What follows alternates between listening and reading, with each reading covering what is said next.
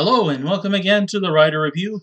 This is Eric Carruth Writer, and this week we're going to be taking a look back at the 2017 romantic drama titled Everything, Everything. Now, Everything runs for 1 hour and 36 minutes long. It is directed by Stella Meghie, or Meghie. It was produced by Eliza Dutton and Leslie Morgenstein. The script was written by J. Mills Goodlow, based off of the book Everything by Nicola Yoon. The score was done by Ludwig Göransson Zed. The cinematography by Igor Judeu Lilo. And it was edited by Nancy Richardson. And the stars of the movie are Amandla Stenberg, Nick Robinson, Anika Noni Rose, Ana de la Ruguera, Danube Hermosillo, and Taylor Hickson. Now, Everything is an adaptation from a young adult novel by author Nicola Yoon, which explores the compelling question of what balances life, quality or quantity. The first two acts definitely do a brilliant job of responding to this question. But then once we've reached the climax of the movie, the realism takes an unfortunate nosedive that the contrivances can become a bit overwhelming. This revealing twist may shock you in the end, but seems to be out of nowhere quite too soon, which can be a bit misleading to some. In other words, we have all these impressive moments throughout most of the movie, but then the shocking revelation just comes like right out of nowhere, and it looks like it was just written down on the 11th hour, or maybe just at the last second just to wrap things up, because everything in the end just feels too revealing and too rushed to really actually start to get a better grip of what its intentions were from the beginning.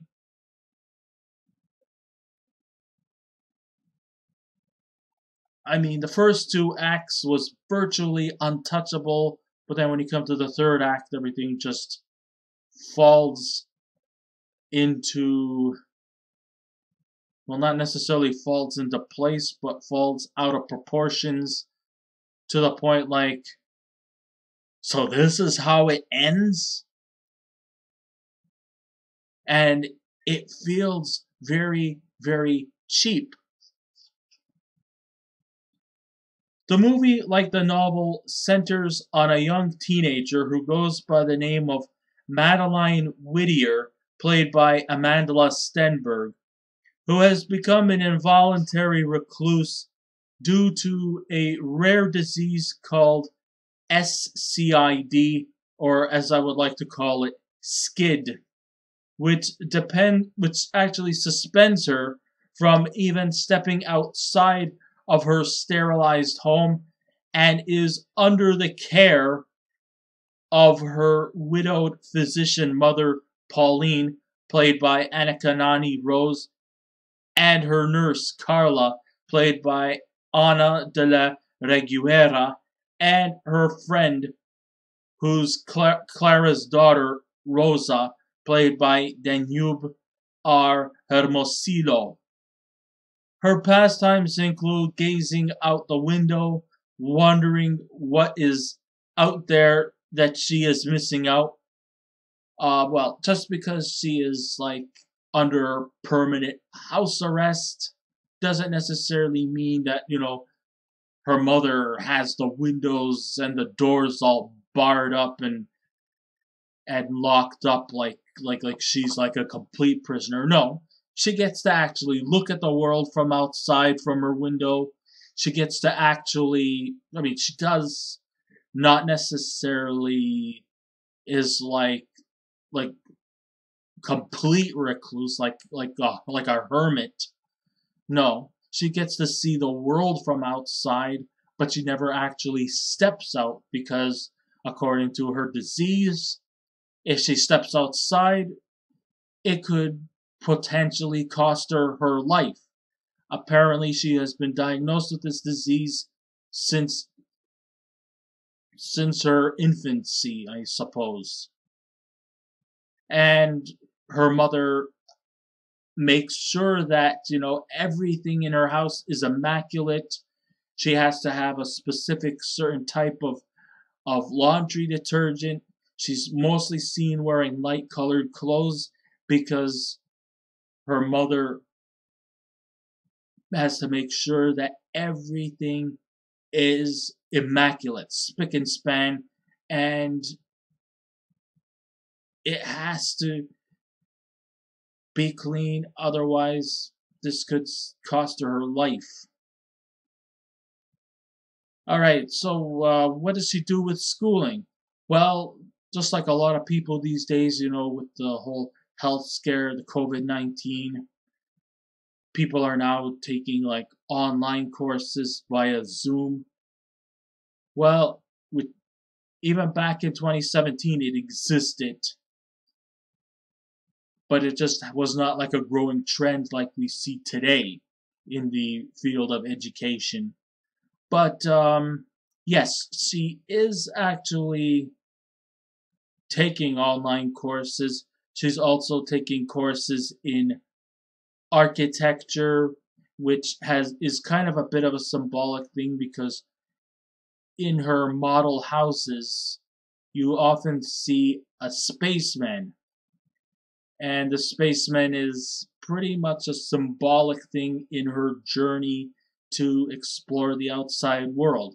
I know he's informed some form of symbolism in this movie. Sometimes it's not very that easy to really pan out what his motive is, but he makes his presence known.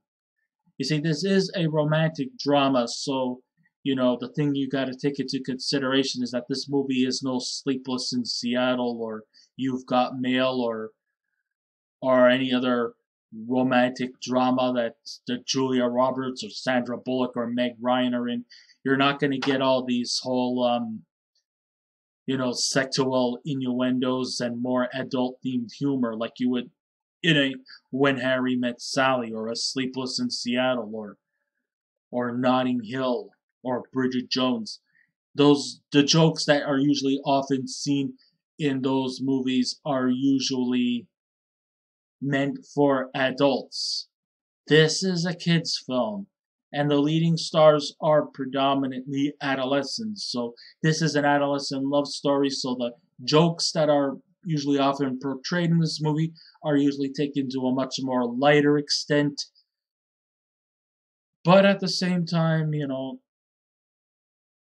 it still can be effective in storytelling, but of course it's going to be more catered to a PG themed audience than as opposed to a PG 13 or albeit an R rated type of romantic film. Well, if it's R rated, it's going to be really extremely raunchy with a lot of heavy swear words. PG 13, you won't get as many. You might probably have the odd fuck or shit that's thrown in there, but nothing too excessive. But this is a PG themed movie.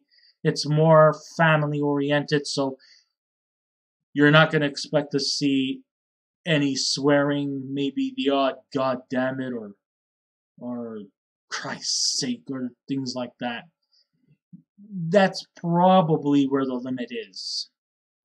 Remember, teen romantic dramas are usually very, very limited in its content, and you don't naturally know if actually the couples that come out in teen dramas are actually going to have steady long-term relationships. But if they do, you'll probably expect them to get romantically involved, although they're not going to exploit when and where. They're just gonna, be a couple, but sooner or later, eventually, they probably will get romantically involved. But because it's a family film, you'll probably likely not see or have it mentioned. So, what does she do for a pastime? Yes, okay, so she also models in architecture. She watches movies with her overbearing mother and living in a pathogen free atmosphere, which voids of any kind of germs. I mean, it's almost like she lives in a bit of a domed building, almost like a shelter for the sick. Everything is pristine, everything is immaculate, no dust or anything. She gets medical checkups with her nurse, and her only lone playmate is the nurse's daughter, Rosa. Those are the only people who she's allowed contact with. Everybody else is off. So one day, a new family moves in next door, and a kid roughly about her age, who goes by the name of Ollie Bright, played by Nick Robinson.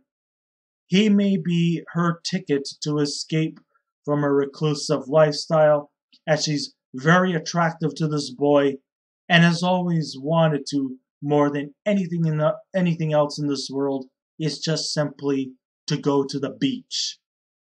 She often dreams about going to the beach and wonders what it would be like to go to the beach. She probably may have seen it in movies, but she's never really experienced it because she's always stuck in the house. She never comes out.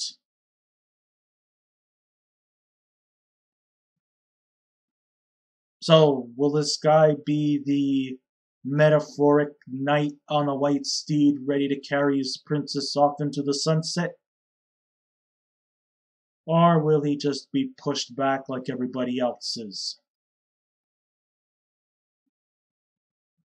Okay, so under the careful direction from Stella Meghie, everything faithfully examines the world around our leading protagonist as she lives her life through the internet, the window viewing, and her imagination. I don't think the scenes with the astronaut were necessarily needed, as it didn't really provide much. I mentioned before about the astronaut. I'm sure he's got some symbolic things in there, although it's not really fully confirmed or ever fully explained. He's probably just there for the moment, just to make this movie seem more light touching than it should be. I mean, this is kind of a bit of a heavy handed family film because, let's face it, very few people know about this illness of Sid, or let alone if such an illness does exist. I mean, I'm sure it does. I mean, I don't know. I'm not a medical doctor, but I'm pretty sure that maybe it does exist, and maybe people have these kind of symptoms,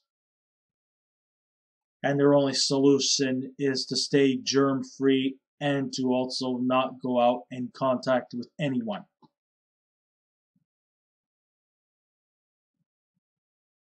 I don't think the scenes, like I said, with the astronaut were not really needed as it didn't provide much, but her texting to her new friend Ollie is a symbolic cry for help, as each wants out of their own doldrums. I mean, yes, I know that underneath all that cheery brightfulness from Madeline or Maddie, underneath that all, she is lonely.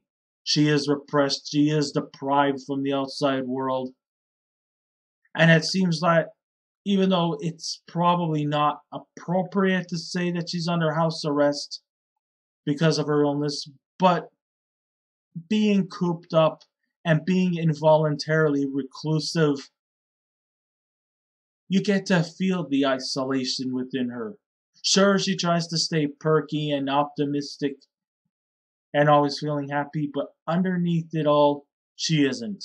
And I think her texting to this new boy next door really actually truly encompasses that she is in fact not very happy, in spite of the fact that she seems to do a good job of hiding her emotions away with her cheeriness and her continual optimism.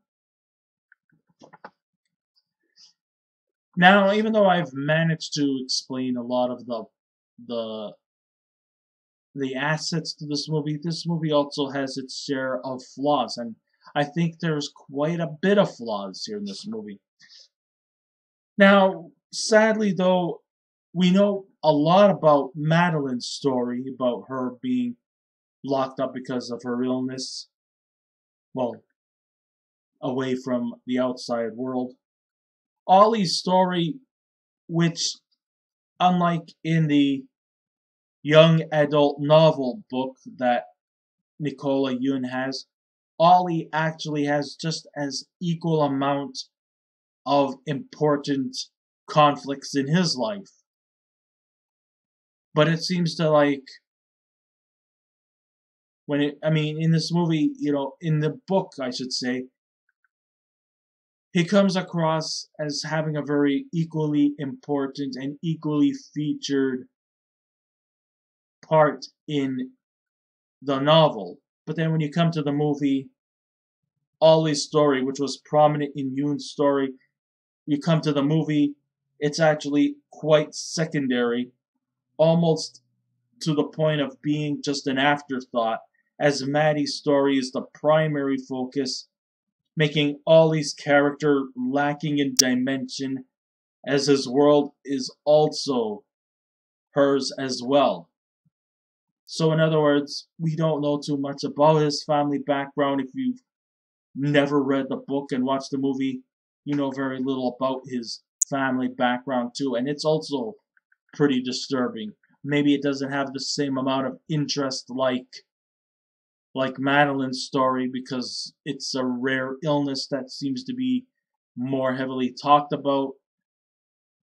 But also, you may have to think into consideration that Ollie's family dynamics is also not very well not very well documented. I mean, it seems that you know we know that Ollie's got family issues too, as he lives with an abusive father, but they're only touched upon very, very briefly. And speaking of Ollie, his character is rendered as pretty much not even a second billing character. In fact, he's pretty much just a prop for Maddie as she escapes to the outside world for the first time. That's pretty much all his role is. His role is just almost like one of those life preservers to a drowning victim. It carries you off, but that's really all it's good for. That's pretty much what his role is. He's just a life preserver with legs and nothing more. We don't know too much about his background if you didn't read the book and just watched the movie. All we know is his father is abusive, and that's it. Nothing more to say.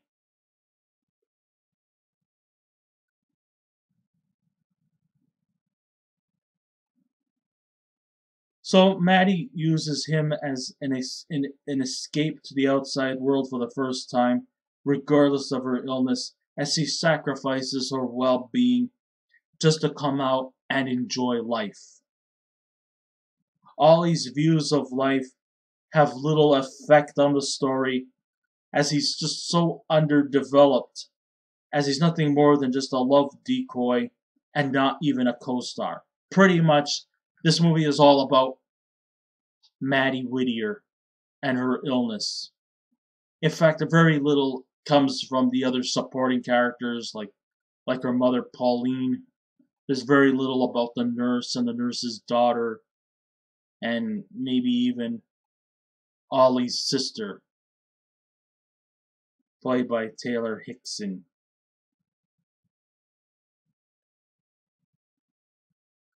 However, though, I'm gonna go off a little bit and say that there is a bit of a sigh of relief in this movie, being the fact that it never emphasizes on the fact that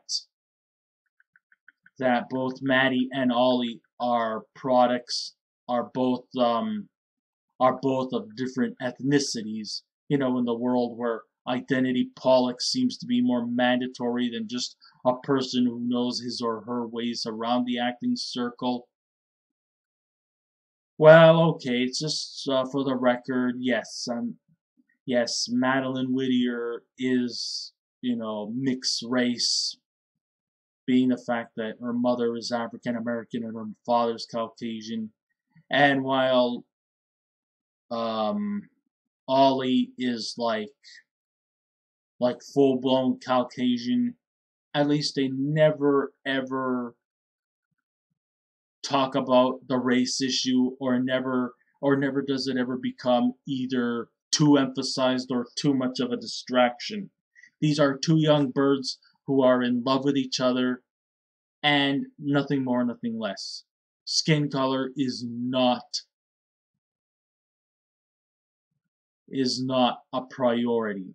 It's just the love for each other that really matters the most, and we are treated to the fact that it doesn't go to that distance where, oh, he's white and she's mixed race, so they shouldn't really be together. No, none of that. They were meant to be with each other. They seem to be genuinely in love with each other, and nobody ever makes a big deal about it. And so I have to say that's a good thing. They never emphasize on it. And it shouldn't matter because everyone's all the same regardless of their skin color. I bring this up because society seems obsessed with race politics being the top issue in filming these days. And I sometimes think that this whole theory has to stop. People who could find somebody they fall in love with will eventually find someone they're involved with, they're in love with, regardless of race, color, skin, religion. People deserve to fall in love no matter who they are, no matter what they look like. And I think this really actually truly does that, which I actually am very happy about. In the dying minutes of the movie, the scenes presented seem to fall under a revelation that's pretty much done at the last second, rushed, and not entirely believable. Now, I wasn't sure if this was due to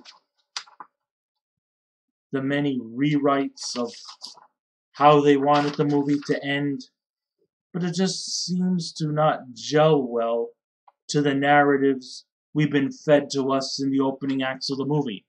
Like I said, it's pretty much rushed and done at the 11th hour. Alright, so if you guys didn't see the movie, and I'm about to reveal the spoilers of how the movie ends, you don't have to continue on listening to this, because I am going to give away the spoilers. Well, it appears as though, like, after Maddie and Ollie's trip to the beach, Molly does tend to get sick and starts throwing up. But not because of her illness that was brought up by her mother, but by the fact that because she's been so much cooped up most of her life, she's just not used to the outside atmosphere because,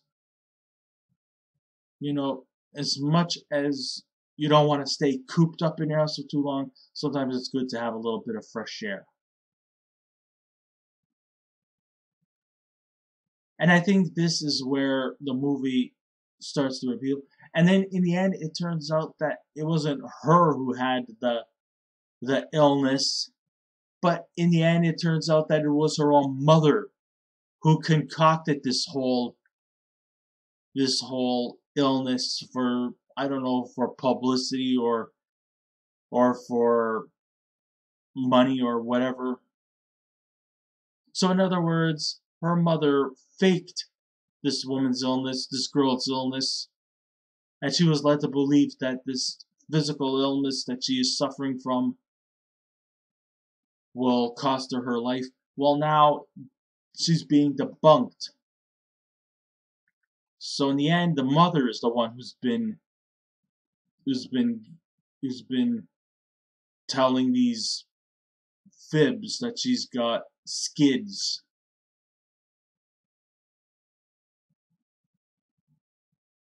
And so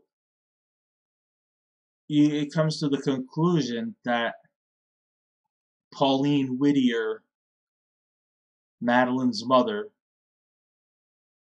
is the one who has the illness. Apparently, she's got something that is called Munchausen by proxy syndrome, with which parents will either put concealer on their kids or make them out so that they're not normal, and that they may have some kind of mental illness or physical illness just so that they can gain some capital gains.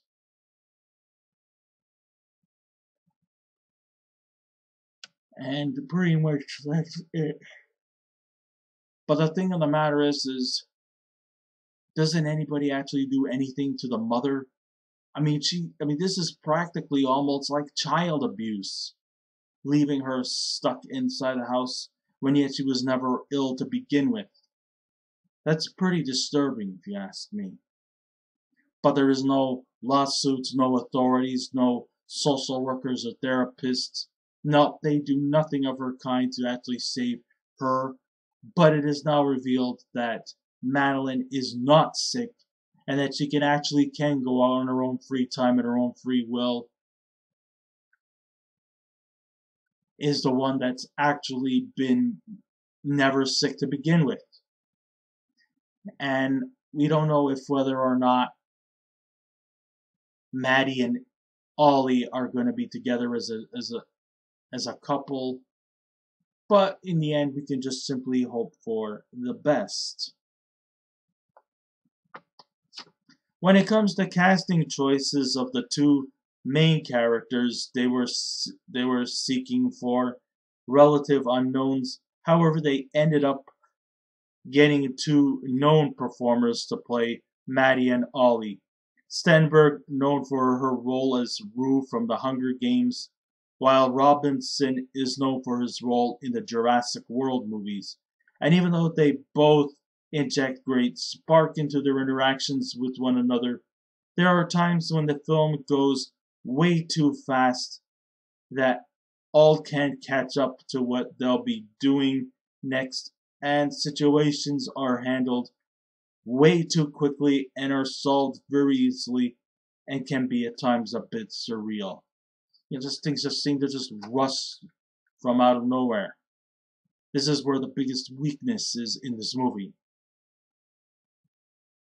Now, aside from the incoherent ending, everything falls victim to the lack of presence in various scenes that could have potential development to the characters. Sure, I can understand that the movie is aimed towards the younger age demographic, not adjusted to the developing characters, but scenes seem opted where quick solutions and the feelings Maddie and Ollie have for each other are forced upon them, as opposed to being organic. Everything just feels so forced, like they're just practicing lines from a script and not really actually acting it out. There needs to be a more effective element for a romantic relationship to blossom, rather than just the two youngsters gazing at each other from opposite sides of the window. But the crew just wanted the relationship covered without hesitation, which feels at times a bit unnatural. Sure, there are other young adult films out there that may attract the teenagers everywhere. All I can say is everything is only average at best. So, do I recommend this movie? Well, you'll have to expect to see a lot of flaws in this movie because it's far from perfect. But at the same time, it's not entirely that bad of a movie. It's not the worst I've ever seen. There are some good acts. There are some great performances. And I really actually get much into the chemistry, even though the dialogue is very limited and scarce. But it does try to make up for a lot of things here in this movie. So if I was to give this scale out of 10, I would give everything a 6.5 out of 10. So although I still recommend you watch it, but just be advised there's a lot of flaws in this movie that are a little hard to come to. So I guess this ends my writer review. Thank you all for listening in. If you wish to subscribe to my YouTube channel, please feel free to do so. If you wish to leave a comment, go right ahead. But just remember the 3 simple rules. Be kind, be courteous, and please refrain from any rude comments. And I will be back again with another movie review. So until next time, this is Eric Corrupt Writer saying, keep watching those movies, and I'll see you around. Goodbye.